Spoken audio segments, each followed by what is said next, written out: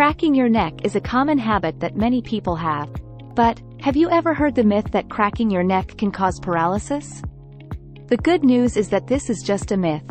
While it is true that cracking your neck can be uncomfortable and potentially cause some minor injuries, there is no evidence to suggest that it can lead to paralysis.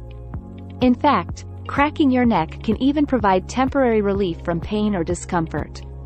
It is important to note, however, that if you experience frequent neck pain or stiffness, it is best to consult with a healthcare professional to determine the root cause and appropriate treatment.